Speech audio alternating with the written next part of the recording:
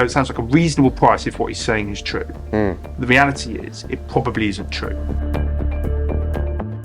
He's trying to sell it off of his best year ever, which is coincidentally the year that he's selling. Now, that looks slightly suspicious to me. Yeah.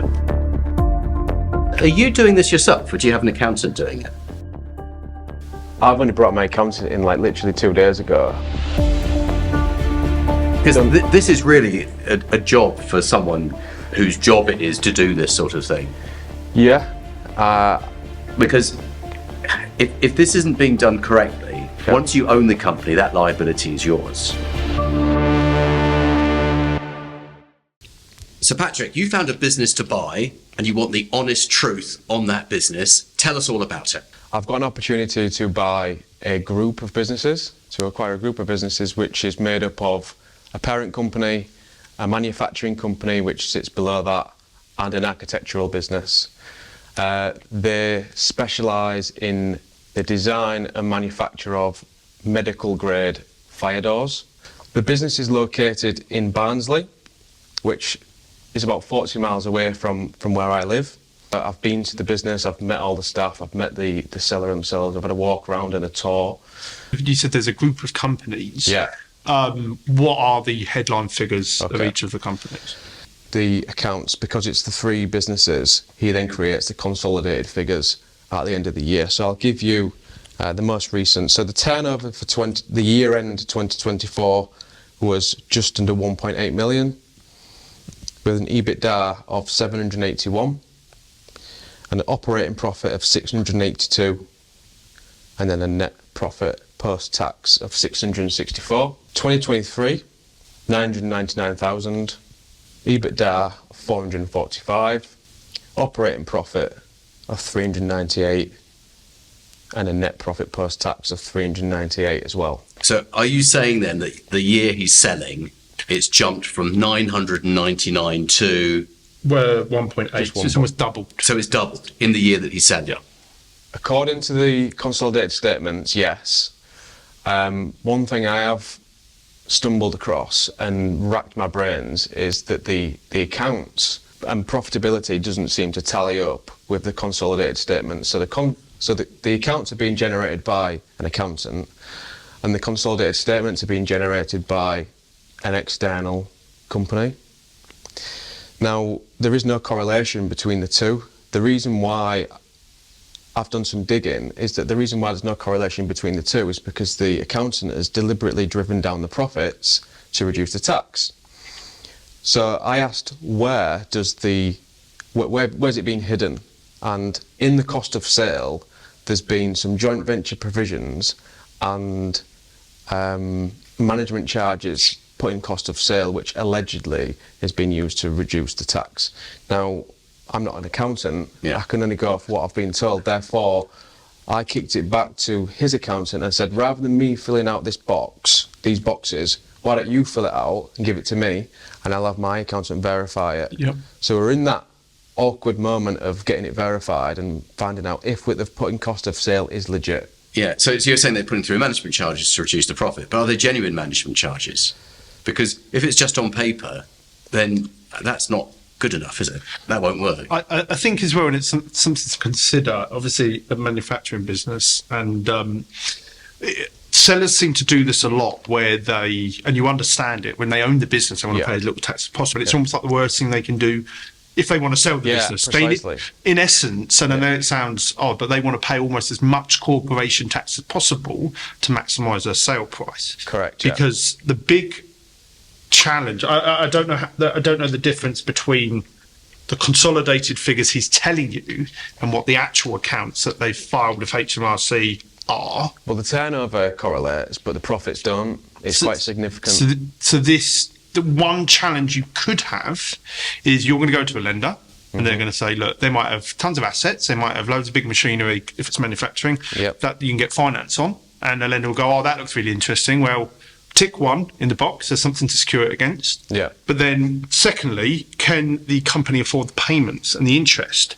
with enough level in there that if when the owner steps away, there's a bit of shrinkage or a little turn, the company can still support them payments. Okay. So if there's no profit, I finance company are going to go, oh, I don't like the look of that. Or they're going to ask you for a massive PG. Yeah. They're going to mitigate their risk one way or another. One thing I'm trying to do as a caveat to what you've just said there is I've asked for the zero raw data, because the zero raw data would show the figures prior to it being meddled with, if that makes sense. And are you doing this yourself, or do you have an accountant doing it? I've only brought my accountant in like literally 2 days ago. Because this is really a job for someone whose job it is to do this sort of thing. Yeah, I agree, but I'm also trying to learn on the job as well, because I don't want to outsource too much. The downside is that if you spend weeks trying to figure it out by yourself, you're actually dragging the deal, you're slowing it down. Yeah. And I'm all for learning, absolutely, but learn by looking over the shoulder of your accountant who'll do it quickly and professionally. Otherwise, it looks a little bit amateurish that you're sort of trying to do it yourself, you're asking the questions, and then, oh, no, I've got this accountant who's now going to ask the same questions all over again. And I don't think it helps your positioning, your positioning as a professional. Okay. Understood. I think building on that as well, I'm a big believer of, if you are going to go and do a job, if at the end of the job you're like, well, I need to get it checked anyway, just get someone who's going to check it to do it in the first place and be a little bit more. Okay. Obviously, you can have a base, but it sounds like there is some quite significant accounting movements going on. Yes. And I think if it's something that you want to move on, you need to be absolutely spot on. You need to understand everything that's gone on with the accounts. To be able to justify why the finance company should give you the money for the initial, if that's what you need to do, and B, just so you know what you're buying a little bit. Okay.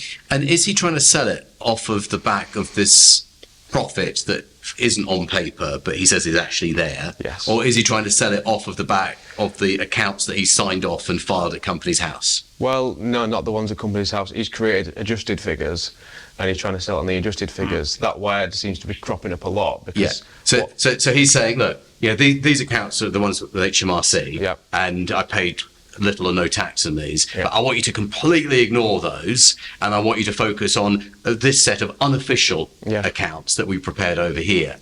Now, it can work if there is a very legitimate reason for the tax mitigation, but as Tim said, getting finance and getting a finance company to say, please ignore everything that HMRC have and finance it based upon this piece of paper over here is a big ask. Okay, so back to your question of is it legit? They've built an extension, and they've also, which is the Unit 3 on the side of a leased property, which allegedly has been done correctly through the lease with the landlord. They've built an extension, and they've also built a mezzanine floor as well. So I imagine that a lot of those costs are in there, but that's not management charge. That's capital expenditure. Which goes into the balance sheet then as an asset, but it doesn't affect the P&L. So interesting. Okay, all right then. So curiously, so this year you said post-tax it's done 664, and then the previous year 398. Yeah. What's he asking for? Because that's another great. That's probably okay. So in terms of offer, I've not made an offer because he's asked me. We've got to a stage where he's pushing me for price. We met at the Holiday Inn. We spent a good amount of time together, him and his wife. And I asked him, "What do you want? Tell me what you need, price-wise." And he's one of these sellers where he'll go off on a tangent because he's trying to avoid the question. So after a few attempts, I used a few other lines which was, if you could wave a magic wand, what would your figure be? Yep. And he again is linking it back to, well, I've turned down this and I've turned down this, to try and use it as a bit of a tactic to say I'm not going to be going below this figure. Anyway, he got quite frosty when we talk about price, and I said we need to talk about a subject that not everybody likes to talk about, but I can't tell you what I can pay for it unless I know what you want. So he's originally said I won't take anywhere between 3 and 3.5 million. So I closed my diary and I said I won't be getting any. I can't get anywhere now because the figures don't stack up. I just can't support it. You're watching this because you're interested in buying a business, so get my business buying toolkit free of charge. 17 downloads, videos, reports, and my books as well, completely free of charge. The link is right below. So as we was leaving the office, he said, I've turned down 2.5 million, which was 50% up front and 50% deferred over 5 years. So I said, what made you reject that offer? So it wasn't necessarily the figures that made me reject the offer. I didn't like the buyer and didn't like the plans that the buyer had to bring into the business. Which is why telling someone your plans for the business is usually a very bad idea. Yeah. Because first of all, they might just say, well, what a great plan, I'll go and do that myself. Or they'll say, oh my goodness, you've got a plan to make lots of money out of my business. Yeah. Well, if you want it, the price is higher. Let me jump in. We were talking, and a really easy line to get out of that question. Well, I say this to people, well, the reason why I want to buy your business is because it's already established and profitable. And my aim is to continue running it profitable like you have. That's a very loose, vague, gives nothing away. And nothing changes. Okay. I mean, I took the approach of trying to impress the seller with my plans, and fortunately it actually has paid off. Okay. Because but to be fair, that was luck. Yeah. And the second time you do that, you might get the opposite. So basically the rule is don't. I think it was some Yorkshire charm as well, to be honest. Okay. I'm sure it was. What's that? I'm not sure what that is. Sorry. Your missus is from Sheffield, isn't she? But just linking back to the plans for the business and the price and stuff, when we did come onto the plans and why you didn't go with the previous offer of 2.5 million, 50% up front and 50% deferred was versus my plans. Now, when I did the tour of the business, I'm looking at all the machinery, I'm looking at all the guys, so I'm saying, to talk me through step one, what happens when the door is at its rawest form and where does it go next? And once we got through all the stages and we got to the point of delivery, now where does it go? Oh, it goes out to site, so who installs it? We just let somebody else install it. So I said, okay, who does the annual inspection? Again, linking back to the pains that I have in my existing company. Sure. And he said we just refer it out to either this company or this company. So I said, I'll be honest, because I don't want to waste any time. This business, for me, and my credibility and my CV, if you like, is crying out for a new division, which is an installations division. And that would then lead on to another division on top of that, which I would run separately, which would be installations and servicing and inspections, which would add to the group and enable me to grow that business, bringing all of our feeding our existing company with the installation work that's already available instead of referring out to other people. His words to me was, I'd love to do that myself, but due to his current health condition, he physically could not deal with the stress of doing that. So can I? So I mean this. That's all fine, and obviously they're your plan. Yeah. But you still sort of danced around. Like, let's be honest. Them plans are great, and it's always good to have. But actually, if we go back to price, structure, how financeable it is, because none of that really matters right now. If that makes sense. So, and I mean that nicely. Yeah. So when we do this in the inner circle group, it is very focused, isn't it? Yeah.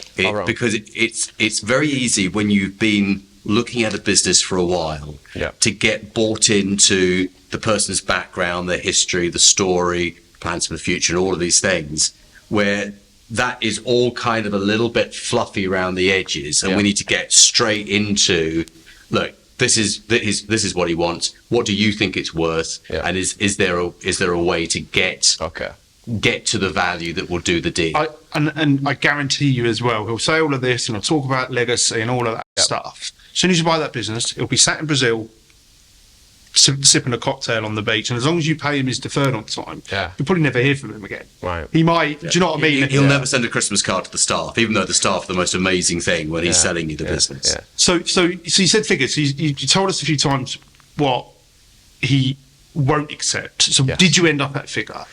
that he wanted. The reason I've not committed to making it known what my figure will be is because I've been working with ABL about what I can raise. I don't want to be throwing figures out there or proposals with no real... Yeah, but the thing is, you're never going to throw figures out. This is the thing.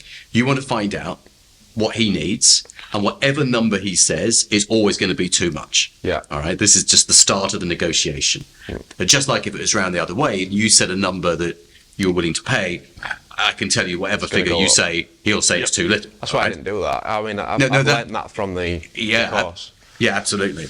Okay. So here's probably another question. And so, what would be the maximum you would pay for the business? The maximum I would pay is about 2.5, as he suggested, because it's just over 3 times last year's EBITDA plus the cash, and plus there's some assets in there as well. But I'm not adding on the assets. I'm saying that without those assets, we wouldn't be able to achieve the EBITDA of 682,000. So I'm happy to pay about 3 times, just over 3 times EBITDA. So he said 2.5, right? Yes. And you're 2.5. And you're saying that you'll have to pay 2.5. So what's the problem? Because he rejected it from somebody else based on their plans. Irrelevant. It should be, when you hear things like that, it's water off a duck's back. Okay. That's all just talk. That's all just sellers positioning it. Yeah. I've rejected that. Don't insult me with something as low as that. That's just what they say. Yeah. Just like you would have your own version of those things to say back. Okay. So what you've just heard there, you're going to hear 100 times during your business acquisition career, and it really should just be, okay, great, fine, but that's really where the value is for us. Yeah. Okay. There is. It's like in the beginner's guide on how to negotiate. There's 2 things you say. Oh, I don't really want to sell, and well, I've had this offer. Yeah. And both of them are kind of a load of nonsense. Just ignore it, carry on. Yeah. If it's true, you weren't going to get it anyway. And if it isn't true, game on, sort of thing. And what's his motivation for selling? He said it was health. Health, yeah. Look, if health is your priority, and we all have a moment in our lives when we realise that actually health is what it's all about, and someone offers you 2.5 million, and you get half now, and you get half over a number of years, and you can just hand the keys and walk away, you do it. Okay. You don't hold out for 2.75. Okay. Yeah. So you say, so he said to you, he said he wanted 2.5. So he was offered 2.5, but he rejected it based on the plans of the business. So I said, why did you reject it? Didn't like the seller, didn't like the buyer, and didn't like the buyer's plans. So I said, if we just take that sentence out of it and you did like the buyer, i.e. me, how does that sound now? And he was much more optimistic. So that's why I'm feeling positive. Let me help you with a repositioning of your mindset in this, because it's all about the way you think, isn't it, in these conversations? You're doing him a favour. You're helping him retire. You said he wanted to go to Brazil. You're helping him move to Brazil. You're helping him get rid of the stress of a business. And every business at some point is stressful. And usually as you get older, it becomes more stressful. Okay? Yeah. So you are helping him out. You are doing him a favor. Now, when you realize that you're doing someone a favor, it changes the entire dynamic of the conversation. Yeah. Yeah, I agree. And I think as well, something to consider, you might start at 2.5, and it kind of only just begins at that point. So you're going to say, you know, what I would say, so you need to position the conversation so that he goes, look, I'd accept 2.5. Yeah. So him tell you, and then, okay, I can give you that. If you can give him that, I can give you that, but this is how it's going to look. Yeah. And then you kind of, chances are you won't be at 2.5 by the end, to be honest with you. You It'll be less. Yeah. At the end of the legal process and due diligence. No, I'm talking this conversation. Right. So you know, let's assume, you know, and we haven't asked this yet, but let's assume you could raise £1 million on day one. I personally would position it, okay, we can do what you want. You're going to get 700 on day one, and then you're going to get X over a period of time until such time as you're paid. Yeah. Okay. He'll probably say, no, that's not enough equity on day, that's not enough initial consideration, blah, blah, blah. So then he might ask for a little bit more. So let's say he asks for £1 million. Yeah. You would then, and it's this sort of little dance that you have. Yeah. Okay, well, we can give you a little bit more on day one. Yeah. However, we're going to reduce the load at the back end. Right. So I kind of have a rule of thumb that if every 50 grand he gets on day one more than what I want to give him, I take 100 off the back end. Right. So I've got to get my pound of flesh. Yeah. So you might end up giving him 900 on day one, but for 2.1 million. Right. For example. Right. Because every time so two things will happen. He'll either stop asking for stuff, because every time you ask for something, you take something. It costs him, Yeah, and he'll soon learn. Yeah. Or you'll find out generally what his real price is and what's more important to him. Okay. But that's kind of... And you must become really comfortable with saying no and also hearing no. Yeah. Because the new business buyer, when they hear the seller say, oh, I've rejected offers like that, or no, I can't do that, they believe it. The thing is, don't believe one word that the seller says. The person who's absolutely adamant they'll never go below 2.5 will end up paying 1.8. Yeah. Are you a business owner and you want to grow via acquisition? Then you need to be part of my Mastermind program, where we hold your hand all the way through the entire process to make sure that your first acquisition is a resounding success. I put some information in the video description below. That's so adamant. It was like, don't insult me. You know, this is my grandchildren's inheritance. Don't do this to me.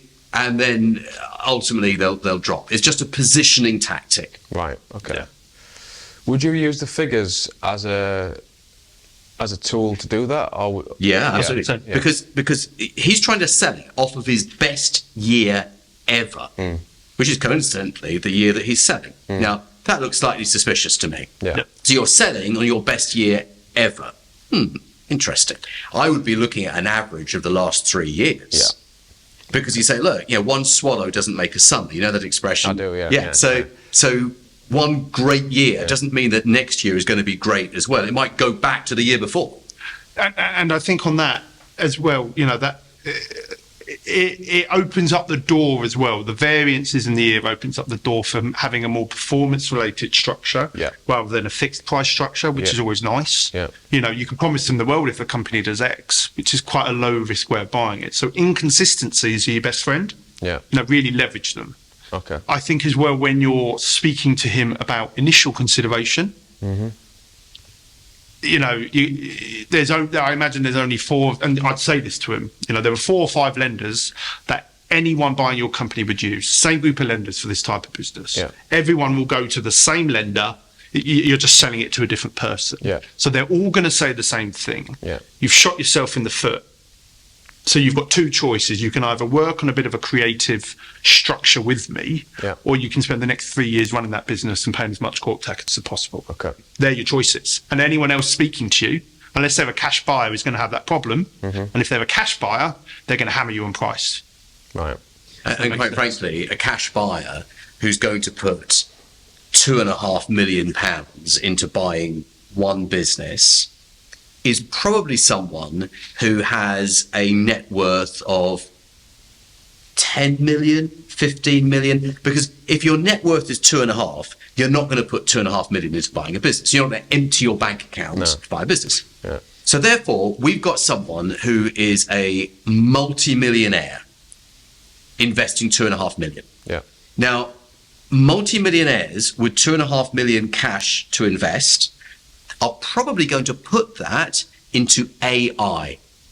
Quite frankly, they're probably not going to put it into fire door manufacturing, because that has a smaller return than putting it into a technology or a healthcare based business. Right. So you're not going to have a cash buyer be interested in a business like this. Right. You're going to have me, and I do structured deals with third-party finance. So you think that ultimately you're setting the price, and maybe I sometimes think that I'm setting the price, and maybe we both think that we agree somewhere in the middle. Yeah. However, the real price is set by what can be financed, and that's down to the finance companies. And you are selling in a market that's quite tight at the moment and will be for years. Now, if we're going to get you on that flight to Brazil, then we need to work together. But I'm sure if we put our heads together, we can come up with something. But it means that we've got to be very open, very honest, and very transparent with each other. Yeah. But I reckon if we have enough cups of coffee, we can do it. Okay. So just on that then, let me tell you about how the conversations we've had. I think he's sold on me being the buyer based on the plans and the execution that I've got to so Sounds far. like it. Now, in my view, I'm still packaging it up. So, which is the terminology that I'm using in order to purchase it in the first place and create that day one payment, which you were just referencing to there, Tim. So what do you mean you're packaging it up? Packaging it up in terms of liaising with the finance companies to work out what we can raise so that I can give it to the But we seller. could tell you roughly what you could raise anyway. So if you told us what the debt is, what's the net asset value? What's the machine and plant? So there's 20 assets. When I say not so much volume of asset value, just give us 300,000 of equipment. Of equipment, CNC machines. And is that unencumbered? Yes, apart from £8,000, which is on one that's getting paid off. Probably going to be paid off by the time. Right, so you've got 300,000. So immediately you could do 210. Yeah, probably 60, 70%. Yeah. What percentage did you put on that? 70, because some of it won't. They value. won't. So when you're looking at that, they will have an intrinsic value, but a lender will basically. There is a rule of thumb: if you can't pick it up, that's a good indication you're going to get financed. Yeah. If you can pick it up, there's a good indication you're not going to get financed. Yeah, That's a crude way because it sorry, go on. can be stolen. It can be disappeared. Someone could pick it up out of that factory, and the finance company will never see their security again. Okay, right. So if you can't pick it up, that's a good indicator. Yep. Okie doke. So there's about £300,000 worth of assets, which is the usual stuff which you need to make a door. Yeah. Okay. CNC machines. So invoices outstanding at any time. Well, So turnover is 1.8. yeah. So just before I give you the figure, the seller uses 0 as the accounting package, and they've never ever dealt with anything that exceeds 30 days. So I've tried to open their eyes into, but if you look beyond that, what's within your 90-day debtor book within the 0 package, and there's £814,000 in there. Sorry, 814. So 50% of their annual turnover People owe them 800. is unpaid. That's including work that's in manufacturing now and some that's booked in. So those are prepayments, are they? So the way that invoices. the way that its terms and conditions works is first-time customers is 50% upfront, 50% before it's made. But second and third time or repeat business is they've got a 30-day net account with a £50,000 credit limit on it. So I have sent the debtors book to ABL, and they're looking through it with numerous lenders as we speak. I mean, it's been a few days. So the 840 represents some 50% of first-time customers that are owed. No, everybody. No? I thought that, but I've asked the question. Everybody on the list is second or third time, therefore they've not put a deposit down. It's all due to come in. So why is that? That's the equivalent of 50%. 40% of their annual. How long the book debt? How old it is? This is that 800k. How old is it? This is up to as far as 90 days. Up to, but not over. Not over. All right. Well, that is financeable then, within 90 days. Yes. So but it's a very large amount of money for the turnover of the business. It's 859,000. Sorry. Okay. But do you see what I mean, Patrick? So I do. So percentage of the annual turnover. I know that's what a lot saying. Outstanding. But all I can think is that, and I'm remembering what the seller's told me, is that the projected amount for this year is greater than the year before. So maybe sales are genuinely increasing. Yeah, it's increasing. Yeah. Which I think he's told me to his blue in the face that they are, but I'm trying to tread carefully with all sellers saying the same thing. It's I've got my business. Sales are on the up. Staff are brilliant. Customers are brilliant. You know, it's normal spiel. Take it all with a pinch of salt, and if it's true, great. And if it's to be honest, I've seen it with my own eyes, because the Holiday Inn that I chose to have our first meeting at, they was literally dropping them off the doors to do a scheme of.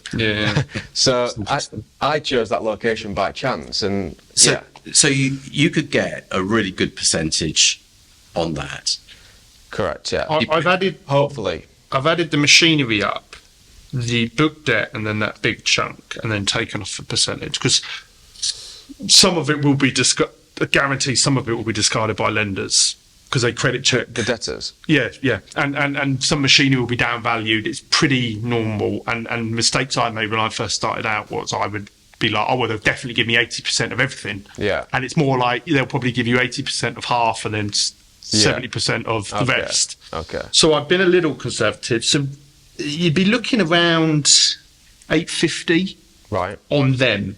Right. That's where fag packet calculations, 850-ish. To be honest, that fills me with confidence because I've got to that in my head as well, around that figure. There's some other money. So you don't have to wait for a finance company to tell you that, because if it comes back as a lower number, you just go and say we've got really bad news. The finance company have not valued your assets the way your accountant has. So that speeds up the process. Absolutely. So and what he was saying there, so your balance, if his balance sheet says, well, you've got 800 K's worth of book debt, then when someone comes in, they go, oh well, actually we're only giving you 600 because 200 is risky, blah blah blah. It's a negotiation point. Let's say that book debt's gone over 120 days, you would discard that as an asset, and that would affect how much you get on the initial, for example. Do you see what I mean? So finance company give you the leverage to renegotiate. Okay. Cash, there is £270,000 in cash. Yeah. But 161,000 of it is money that's in a savings account, which is old C-bills money. Yep. So £161,000 off the 270 is a loan. Is a loan. Right. Yeah. So, which I'm obviously prepared to say we'll pay that off or continue the payment because I've seen it in the bank statements. Yes. Providing that we can get to a workable. But it's not an asset; it's a liability. No, it's not an asset. But it's not his money. No. They often think it is, but it's not. It's just in a high interest account, accruing interest really. So I just thought that would be. It's not even that I want to use the 161 towards the contribution because the actual remaining cash balance is not high enough for me to feel confident, to be honest. I was going to say that's 270, and I know from first hand working capital is critical. Yeah. It sounds like they're on good payment terms, so like 30-day payment terms. So you probably might not need as much. Yeah. But it feels like looking at it, you've got around 800, 850 to play with on initial. Yeah. Okay. You would, if you're doing that lending, etc., I would probably expect that to cost you, for the machinery hire, it would be capital repayment, so it'd be probably quite a high payment each month. As well, yeah. And then you'd probably be looking at 12-15% on the book debt. Yeah. As a rule of thumb, or 3-4% of turnover per year. Yeah. As a cost. Okay. So obviously when you're factoring in initial, balancing it with cost of finance, cost of deferred, meat on the bone for you, and a dip in sales because of change of ownership. Yeah. That's how you would. Okay. And then your accountant runs a cash flow forecast, taking all those items into consideration. Yeah. And then you can see whether it's worth doing. Yeah. Okay. Yeah. Interesting. I go back to the big challenge. I think you're obviously aware of this, but the big challenge you're going to have is figures. Not assets to secure against, but you need to convince the finance company. Yeah. Or tell him no chance. Is it unreasonable to request a fresh set of accounts? No, it's not unreasonable at all. Because we can't fathom where this profit's lying, if you like. So when you say, what do you mean by a fresh set of accounts?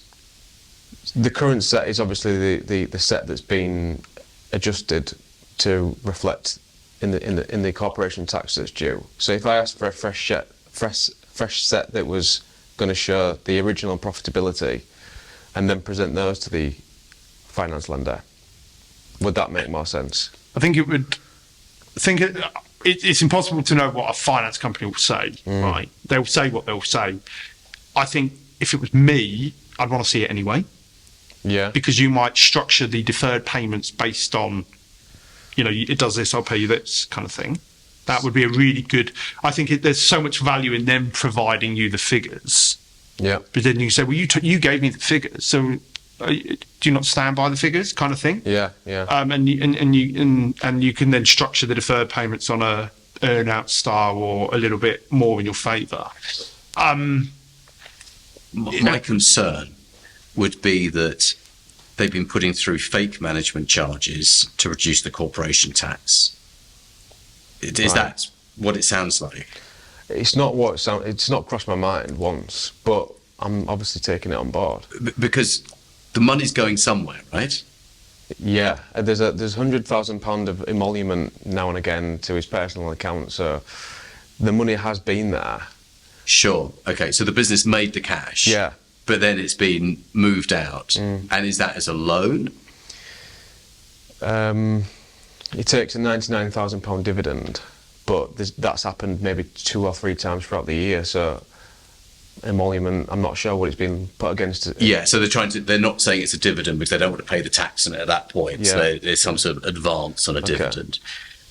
Because if this isn't being done correctly, once you own the company, that liability is yours. Yeah. Which bit?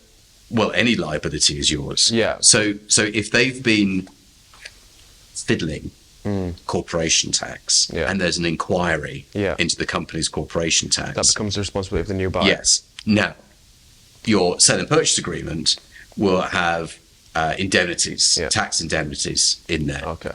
Which means that they indemnify on? you on a pound-by-pound basis. So let's say you're hit with a £100,000 bill.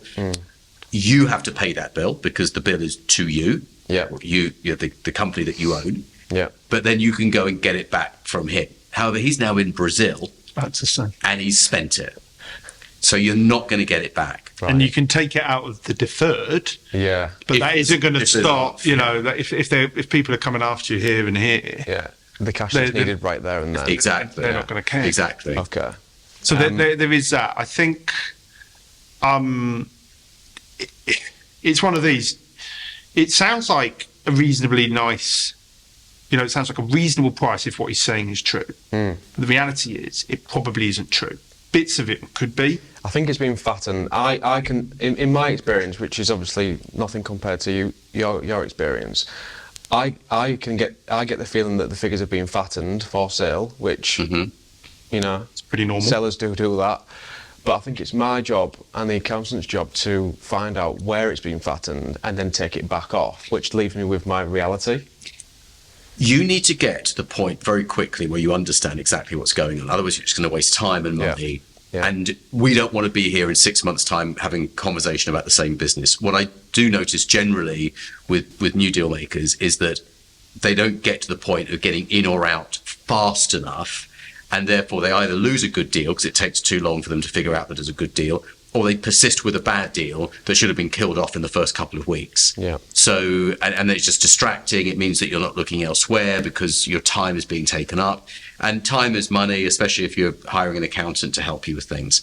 So you need to establish, don't you think, Tim, as quickly as possible, what is really going on. And if it is, if it's okay, then proceed. And if it's not, thank you, goodbye, and forget him.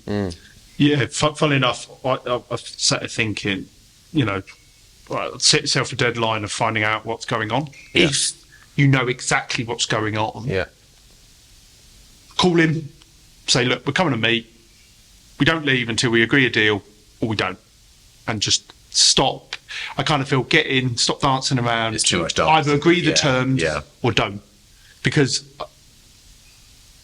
like what we were saying earlier around the plans and his plans, at the end of the day, the critical part is price, structure, how much can you finance? Yeah. Find that out, agree a deal or don't, move on. Understood. And the deal makers who are the most successful, they're the fastest. They're the fastest, they're the most direct. They go in saying to themselves, if there's a deal here, I'm going to do it. Or if there isn't a deal here, then I'm going to delete this company from my memory and just move on to the next one. Is there not an element of rapport? I don't want to throw the word around of rapport as if I'm going to talk to this person for the rest of the year. Yes. But there's got to be an understanding that I need to listen. But you can form rapport by being professional. Because what you want the seller to be thinking is, this guy really knows what he's talking about. I like his style. He's very businesslike. He doesn't waste my time. Yep. He doesn't chat about things that are irrelevant. He gets on with it. And that you can be likable by being that person. Yeah. You don't have to be the person who talks about golf and the holidays and the children in order to be likable. You can be likable by being businesslike. Yeah. My mentor in property taught me, and I know you're a property guy yourself, and it's completely the same in buying businesses. Lots of people, when they first start out, they're promising this, oh, we can do this to help you, we can do this to help you, blah, blah, blah. So these guys, these big property owners and business owners, they have everyone calling them up, sending them letters, pandering to them, right? Very few people sort of say, look, this is how it can happen. Yeah. These are your options. Yeah. I don't want to waste your time, don't want to waste my time. And it's very, very different. And lots of people think, oh, that's the wrong approach. But not many people almost like talk to them like that. Yeah. And it's kind of a very different shift in, actually, I'm not pandering to you, we need to work together. Yeah. So they'll be able to sense how serious you are as a buyer about that. Yeah, rather than promising them this and I've been on calls, I'm talking to lots of people, why should I buy yours? You say it nicely, obviously without sort of upsetting them. Yeah. But we're only buying one, why yours? Yeah. At the minute, I'm looking at your accounts and I can't see where the money is. Yeah. A finance company can't fund it. Yeah.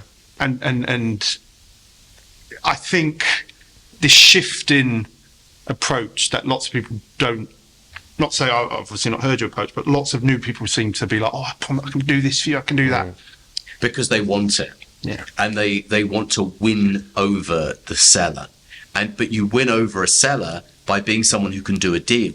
And when someone talks too much or has too many meetings or the meetings are too long, you start to present an image of someone who's a really nice guy, but I just can't imagine this ever getting off the ground. So being direct is very helpful. And wrap it up.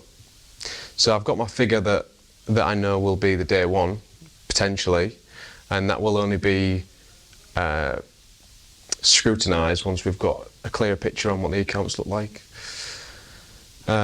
It sounds like if you can get past that hurdle, let's think positive, right? If you can find out why, if you can get the finance company on board, it sounds like there's a deal to be done here. Yeah. And it sounds like there's a couple of nice ways where you can leverage it, so there's a bit of an earn out, which is quite nice. And so if you can tick these boxes, it feels like there's something to be done. Yes.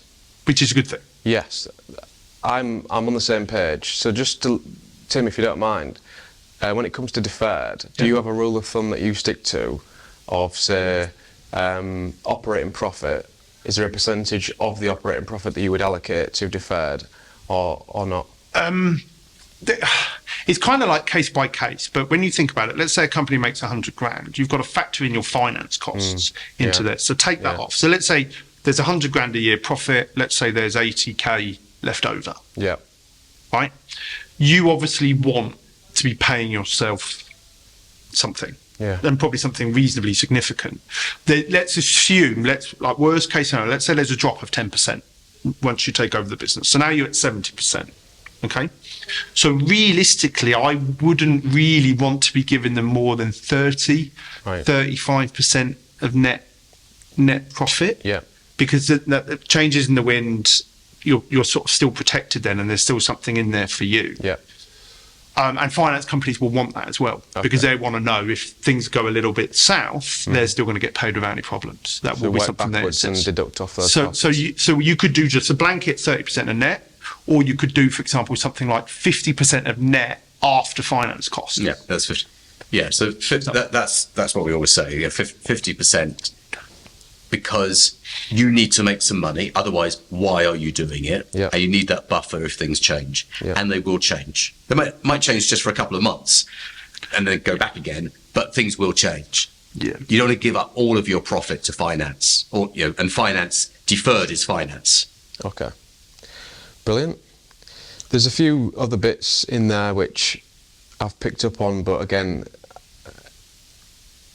as you've both mentioned, it all comes down to brass tacks, which is price, terms and structure. Yeah, exactly. And then you can look at things like a lease. There's been leases. I was going to say, touch on that lease. I know you said about a 15-year lease, and I know I might get told off. I know Jonathan says, buy a thing, get a 15-year lease. Yeah. Sometimes, a 5-year lease, if you don't want to get bogged down in, it has to be a 15-year lease. No, you have break clauses. Yeah. So it's a 15-year lease, but you as the tenant can break at certain points. Yeah, I said that. And so So break clauses typically would be at 5 years and 10 years. Yeah. So really, it's a 5-year lease on your side. Yes. But from the landlord, that you have the right of tenancy for 15 years. Yeah. So you get a best of both worlds. But what I mean is, I completely agree. But if the landlord only wants to give you 5, just take 5. Okay. Like, don't deal with that problem tomorrow. Yeah. There's enough time to fix that problem anyway. You might find actually premises that are more cost effective. Interesting. Yeah. When it comes along later. One thing, I know you've got the consolidated, do all of the trading companies make profit, and do you want them all? Because just because he wants to sell them all doesn't mean you have to buy them all. And so we want these to, Yeah, interesting. by the way. Okay. Because he might just be offloading some rubbish. But to be fair, it's kind of don't worry about that if you can't sort out the purchase of it. Yeah, that's why I've it's about getting, because at the beginning, every new deal maker finds everything important. Everything is of equal importance. But it's then saying, actually, these things are just not important unless these things happen. Work. Yeah. So it's focusing on what we've just discussed, the price, the terms, finance. We signed a heads of terms a couple of weeks ago, and the only thing that's on it is purchase price, day one amount, percentage of profits over 5 years. That's it. Do you feel roasted? I feel roasted. Nah, I feel good, but I may be spending too long getting to the crux of. Okay, so here's the question to test whether it's too long. From the very first conversation, hi, my name is Patrick, to today, how long has that been? Beginning of June, but there's been numerous holidays in between. So actual time is probably about 6-7 weeks. But it's 3 months since that very first conversation, and we haven't even agreed a price yet. No. Yeah, you see, that the longer it goes on, the less likely it is to happen. Okay. And what we're talking about, you don't have to agree all the little bits. Agree the 90%. Just get it moving. And everything else comes out in diligence. And this which gives you a far stronger position, because you and your accountant will know more about his business than he will. And you can say, do you realise that your costs have gone up 13% in the last 12 months? And he won't know. You go, really? Say yes. You have the power to have that conversation. Yeah, okay. And you can't do that until you're into heads and into diligence. Yeah. Patrick, thank you very much. Thank you. Thanks for having me.